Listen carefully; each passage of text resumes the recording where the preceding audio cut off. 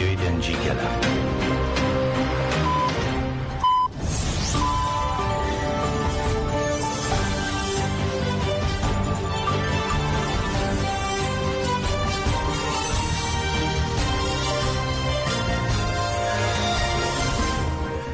بیسەرانی خۆشەویستی دەنگی گەل، جارێکی دیکە بووینەوە میوانتان بۆ هەواڵەکانی دەنگ و باسی کاتژمێردا بۆ 3 حوتی 2025 ببورن.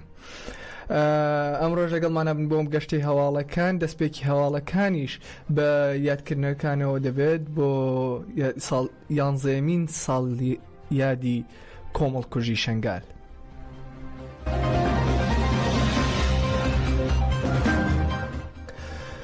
دوێنێ 11 ساڵ بەسەر درندانەترین کۆمەڵکوژی سەدەی 21دا تێپەڕی کە لەلایەن چەتەکانی داعشەوە بە پاڵپشتی زۆرێک لە هێزە ناوچەی و نێودوڵەتیەکان دژی ئێزدیەکان ئەنجام درا. کۆمەڵگەی ئێزدی و خەڵکی شەنگال دوێنێ لە 11مین ساڵی یادی کۆمەڵکوژی سی ئابی 2014دا بە چالاکی بێدەنگی دەستیان بە ڕۆژەکەیان کرد.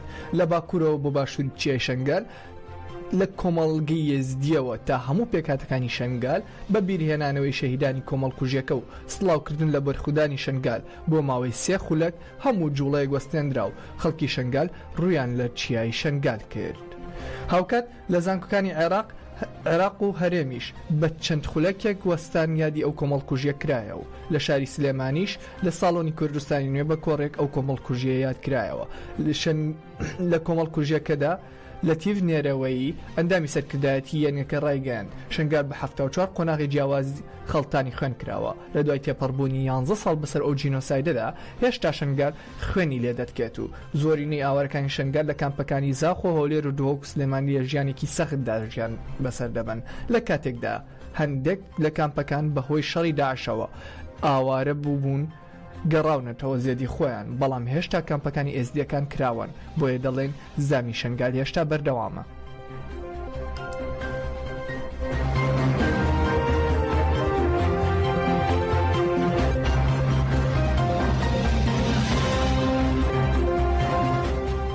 هەر لەسەر هەمان بابەت ئیداری خۆبەڕێوەبەری و دیموکراتیکی شەنگال سەبارەت بە 11 ساڵی کۆمەڵکوژی شەنگال لەلایەن شتەکانی داعشەوە بەیان نامەیەکی بڵاو کردەوە. بەیان نامەکە بەم شێوەیە یادی 11 ساڵی جینۆسایدی شەنگال دەکەینەوە کە لە ساڵی 2014 ڕوویدا.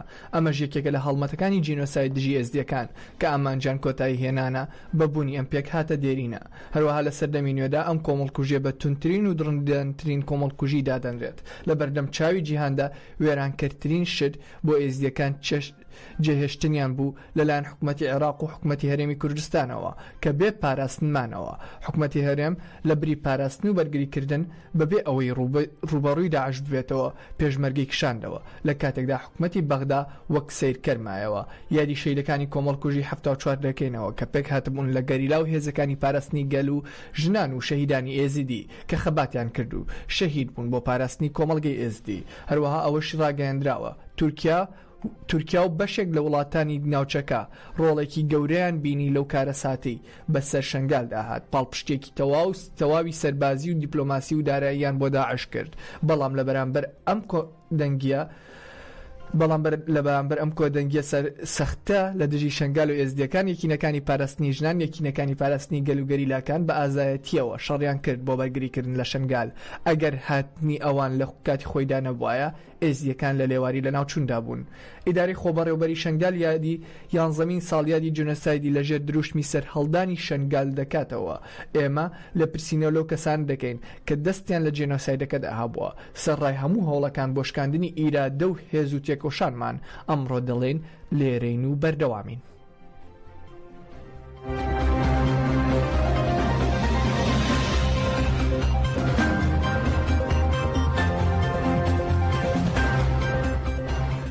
هەر لەبارەی 11مین ساڵ یادی جینۆسایدی شەنگالەوە یەکینەکانی پاراستنی ژن یە پەژە بە بۆنەی ساڵیادی جێنۆسایدی سێ ئاب ڕاگەندراوێکی بڵاو کردەوە دووپاتی کردەوە. ئەو درندەیە هەرگیز لە یاد نەکراوە و درێژە بە تێکۆشان دەدەن لە پێناو ژنانی ئێزدی. جینۆسایدی گشتی یەکینەکانی گشتی پاراستنی ژن یە پەژە بە بۆنی ساڵیادی جینۆسایدی سێ ئابی 2014 چەتەکانی داعش دژی کۆمەڵگەی ئێزدی لە شەنگال ئەنجامیاندا ڕاگەیاندراوێکی بڵاو کردەوە یە پەژە قوربانیانی کۆمەڵکوژیەکەی بیرهێنایە و ڕاگەیاند لە بەرامبەر ئەم کۆمەڵکوژیەدا دەوڵەتی عێراق و ئیداری هەرێمی باشووری کوردستان هەڵوێستی بێدەنگ و نەپاراستنیان هەڵبژار هەموو هێزە هەژمونگەرەکان بوونە هاوکاری جنۆسایدی کۆمەڵگەی ئێزدی لە بەرامبەر هاواری ژنان و منداڵان گەریلاکانی ئازادی کوردستان پێش هەمووان بەرپرسیارەتیان گرتە ئەستۆ لە چیاکانی کوردستانەوە ڕویان کردە شنگال سەرڕای هەموو زەحمەتەکان لە تەنیش کۆمەڵگەی ئێزدی مانەوە و شنگالیان پاراست کە خاوەن مێژوویەکی دێرینە کاتێکم کۆمەڵکوژیە لە تونترین ئاستیدا بوو شەڕوانانی یەپەژە و یەپەگە ڕێڕەوێکی مرۆیی سەلامەتیان لە نێوان شنگال و ڕۆژاوی کوردستان کردەوە سەدان شەڕوانی یەپەژە و یەپەگە خۆیان لە بەرامبەر زیهنیەتی داعش کردە قەڵغان و کۆمەڵگەی ئێزدیان پاراست چەندین هەواڵمان لە پێناو ڕزگارکردنی شنگالدا شەهید بوون جارێکی دیکە ئەو گیانبەخت کردوانی ڕێگەی ئازادی بیر دەهێنینەوە.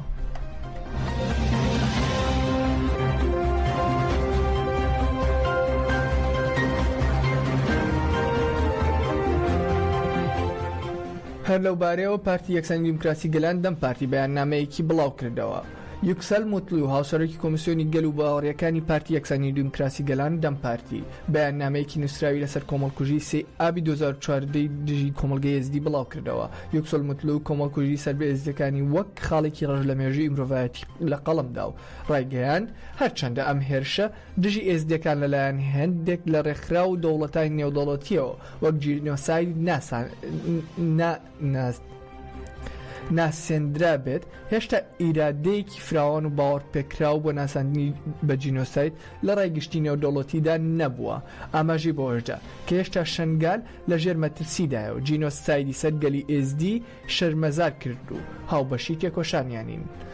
هاوسەرۆکی کۆمیسیۆنی گەل و باوەڕەکانی دەمپارتی داوای لە کۆمەڵگەی نێودەوڵەتی و دەوڵەتی تورک کرد کە ئەو کۆمەڵکوژیە وەک جێنۆساید بناسێنێت و ڕێو شوێنی پێویست بۆ دۆزینەوەی بێسەر و شوێن کەوتوان بگرنە بەر سیارەتی ئازادی گەلی ئێزدی بخەنە سەر شانی خۆیان.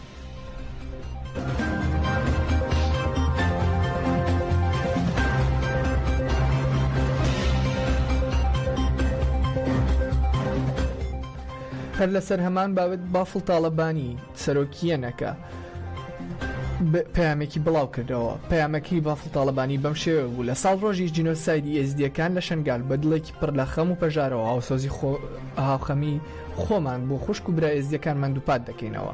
ئەم تاوانە درڕندەیە کە لەلایەن تیرۆستانی داعشەوە ئەنجام درا لا پەڕێکی ڕەشی مێژووی مرۆڤایەتیە و هەرگیز لە یادمان ناچێت. هیوادارین ئێزدیەکان بەسەر بەرزیەوە بگەڕێنەوە ماڵ و حاڵی خۆیان و بۆ ئازیزانیان شاد ببنەوە کە لە کاتی ڕوودانی کارەساتەکە و تاوانەکە تاوەکو ئێستاکەش چارە نووسیان نادیارە.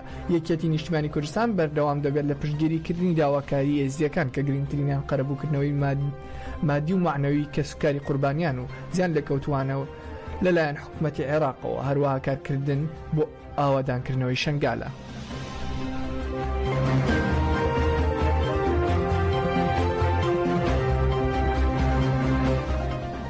لەسەر هەمان بوەردەمێنینەوە و لە دوێنێ لە 11 ساڵیادی جنۆسایدی شنگالدا وە گوڵامدانەوەی بۆ ئەو تاوانە 15 ژنی گەنجی ئێزدی بەشداری ناوڕیزەکانی یەژەشە بوون. کۆمەڵگەی ئێزدی کە لە کۆمەڵکوژی 74مین لە مێژووی خۆیدا ڕزگاری بوو ئەنجامێکی زۆر بەهێزی بەدەستێنا بە فکر و فەلسفەی ڕێبەر ئاپۆ وێ ڕای دامەزراندنی سیستەمێکی خۆبەڕێوەبەری بوون بە خاوەنی هێزی پاراستنی جەوهری لە ژێرناوی یەکینەکانی بەرخودانی شنگال یەبەشە و یەکینەکانی ژنانی شنگال یەژەشە.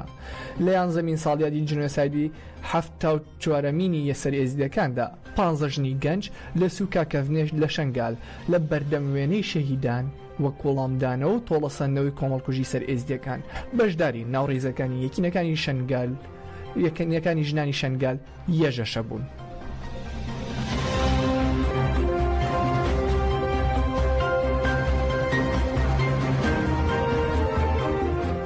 هەروەها دانیشتوانی کامپی پەنابەرانی شەهید ڕۆستەم جوودی مەخموود بە توندی ئیدانی جینۆسایدی 74مین سەر ئێزدیەکانیان کرد. مەراسی بۆ ئەمە بەسەر مەراسیمێکیان ئەنجامدا و مەراسیمەکە بە خولەکە گۆستان بۆ ڕێزلێنان لە سەرجەم شەیدانی ڕێگای ئازادی لەناو کۆمیتەی خانەوادەی شەیدانی مەخمور دەستی پێکرد. پاشان هاوسەرۆکی ئەنجومەنی گەلی مەخمور نودەم یامان وتارێکی پێشکەش کرد. لەسەر تای قسەکانیدا نودەم یامان سەرجەم شەیدانی جنۆسایدی ئێزیەکانی وە بیرهێنایەوە و ڕایگەیاند کۆمەڵگای ئێزدی هەمیشە ڕووبەڕووی کۆمەڵکوژی بووەتەوە. سەر ڕای هەموو هێرشەکان کۆمەڵگای ئێزدی خاوەن ئیرادەی خۆیەتی. مەراسیمەکە بە دروشمەکانی بژی سەرۆکاپۆ و بژی بەرخودانی شنگال کۆتایی هات.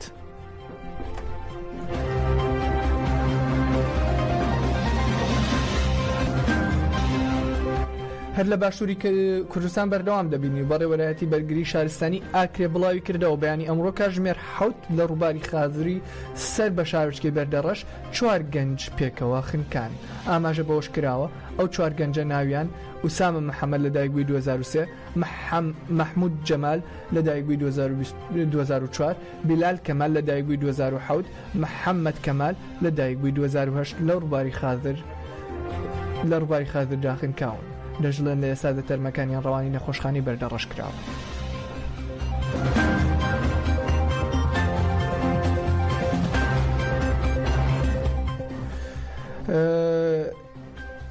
لە کارساتێکی تردا لە بەڕێوەبەرایەتی بەرگری شارستانی سلێمانی ڕاگەاندراوێکی سەبارەت بە ئاگرکەوتنەوە لە چەند کۆگایەک لەسەر ڕێگای عاربەت سلێمانی بڵاو کردەوە. بەڕێوەبەرایەتی بەرگری شارستانی سلێمانی بڵاوی کردەوە کەمێک پێش ئێستا گواتە بەیانی ئەمڕۆ لە چەند کۆگایەک لە نزیک بازگەی عاربەت لەسەر ڕێگای سەرەکی عاربەت سلێمانی ئاگر کەوتوەتەوە و تیمەکانی بەرگری شارستانی لە هەوڵی کۆنتڕۆڵکردنیدان. ئاماژە بەوەش کراوە تیمەکان لە شوێنی ڕاوەکەن و هەوڵەکان بۆ کۆنتڕۆڵکردنی ئاگرەکە بەردەوامی هەیە. ژڵەن تاوەکو ئێستا هۆکاری کەوتنەوەی ئاگرەکە و زیانەکانی نەزانراون.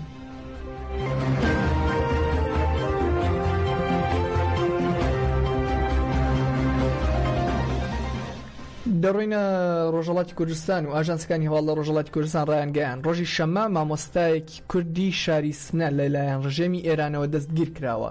سوهەیلا خالیدیانی تەمەن 58 ساڵ مامۆستا و چالاکانی کۆمەڵگەی مەدەنی لەلایەن هێزە ئەمنیەکانی ئێران لە ماڵەکەی خۆی لە شاری سناری ڕۆژهەڵاتی کوردستان دەست بەسەر کراوە بۆ شوێنێکی نادیار گوازراوەتەوە. ئاماژە بەوش کراوە ئەو ژنە مامۆستایەکێک لە دەست بەسەرکراوانی شۆڕشی ژنی ژیانی ئازادی کە لە کاتی سەر هەڵدانی خۆپیشاندانەکانی ڕۆژهەڵاتی کوردستان کە بەهۆی کوشتنی ژینە ئامینی لەلایەن ڕژێمی ئێرانەوە سەری هەڵدا. ئەو کاتە لەلایەن هێزەکانی وەزارەتی ئیطلاعاتی ئێرانەوە دەست بەسەر کراوە دواتر ئازاد کرا. جێگای ئاماژەیە بە پێی هەواڵی ڕێکخراوەکانی مافی مرۆڤی کوردستان و ئێران لە ماوەی 11 مانگی ساڵی 2024دا 130 چالاکوانی ژن دەست بەسەر کراون، 232 ژنی دیکەش زیندانی کراون، هەروەها 41 ژنیش لە سێدارە دراون.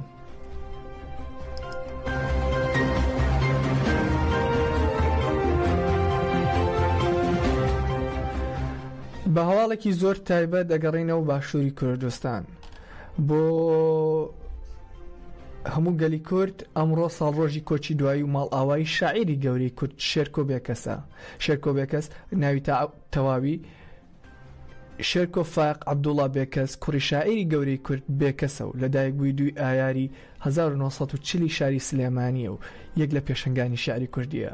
شێرکۆ لە ساڵی 1992 لە یەکەم کابینەی حکوومەتی هەرێمی کوردستان و دەسەڵاتی خۆماڵی دەبێتە وەزیری ڕۆشنبیری، بەڵام دوای ماوەیەک بەهۆی نیگەرانی لەسەر چەند پرسێکی گەندەڵی و چەند پرسێکی نەتەوەی دەست دەکات دەکێشێتەوە خۆی تەرخان دەکات بۆ بواری ئەدەبی و دواتریش لە ساڵی 1998 کۆمەڵێک نووسەر و ڕۆشنبیر و شاعیری دەستگای چاپ لەگەڵ کۆمەڵێک نووسەر و ڕۆشنبیر و شاعیر دەستگای چاپ و پەخشی سەردەم دادەمەزرێنێت. جێ ئاماژەیە خۆشەویستان شێرکۆ بێکەس یەکەم شاعیری کووردە و یەکەم وەزیری کووردە کە لە کابینەیەکدا دەستی لە کار کێشایەوەتەوە. تا ئێستاکەش زۆرێک لە وەزیرانی کورد دەبێت چاولەوە بکەن کاتێک کە گەندەڵی دەبێت پێویستە وەکو شاعیری گەورەی کورد وەکو پیاوە مەزنە دەست لە کار بکێشنەوە وەک لەوەی کە بیان و بهێننەوە. هەواڵەکەمان لە ساڵی 2009 تەواوی بەرهەمەکانی خۆی لە 8,000 پەڕەدا لە چاپدا و بڵاوی کردەوە. ماوەیەک پێشمردنی تووشی نەخۆشی شێرپەنجە بوو. دوای وەرگرتنی چەندین چارەسەر لە وڵاتی سوید دوجار لە ئابی 2013دا شێرکۆ بێکەس لە وڵاتی سوید ژیان ئاوایی کرد. شێرکۆ 73 ساڵ ژیا، بەڵام بۆ هەمیشە ئەو بەخاوەنی سەردەمی شعری نوێ دادەنرێت. بە باسکردنی شعری کوردی دەبێت یەکسەر بیرت بۆ شێرکۆ بێکەس بچێت. شێرکۆ بێکەس پێش ئەوەی بمرێت وەسێتی کردووە کە ئەو ناوێت لە هیچ کام لە گرد و گردۆڵکەکاندا بنێژرێت، بەڵکو دەڵێت دەمەوێت ئەگەر سەرۆکی شارەوانی و ئەنجومەنی شارەوانی شارەکەم ڕێگەم پێ بدا ئەو داوایان پێڕەوا ببینن کە لە پارکی ئازادیدا و بەتەنیشت مۆنومنتەکەی شەهیدانی 1963 شاری سلێمانیەوە بمنێژن. ئەوێ خۆشترە و تەنگە نەفەس نابم. من حەز ئەەکەم بە مردویش نزیکی ئەو خەڵک و ژن و پیاوەی شارەکەم و دەنگی مۆسیقا و گۆرانی و هەڵپەرکێ و یانە جوانەکانی ئەو پارکە بم. هەر لە وەسێتەکەیدا شاعیر دەڵێت با کتێبخانەکەم و دیوانەکان و وێنەکانم ببرێن بۆ شوێنی مەزارەکەم، با کافتریایەک و باخچەیەکی بچکۆلان لەو شوێنەدا هەبێت بۆ ئەوەی شاعیران و نووسەران و کچ و کوڕی دڵدار ببنە میوانم. لە ساڵی 1999دا و پاش پیلانگەڕی نێودەوڵەتی شێرکۆ بێکەس هۆنراوەیەکی بۆ ڕێڤەر ئاپۆنووسی و ئەمەش بەشێکە لەو هۆنراوەیە.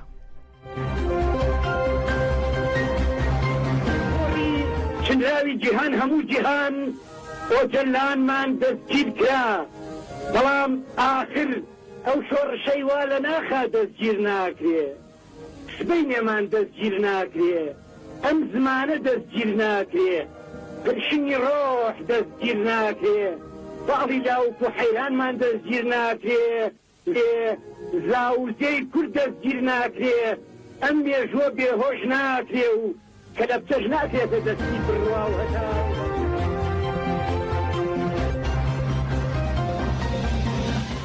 بیسەرانی خۆشەوی زۆر سپاس کە تا ئێستا لەگەڵمانە بوون. بە هیوای کاتێکی خۆش و سەرکەوتو و فڕ لە خێر و بەرەکەت تاوەکو کاتژمێر 2 بە کاتی ئەوروپا و 3 بە کاتی باشووری کوردستان ئەگەڕێمە وڵاتان.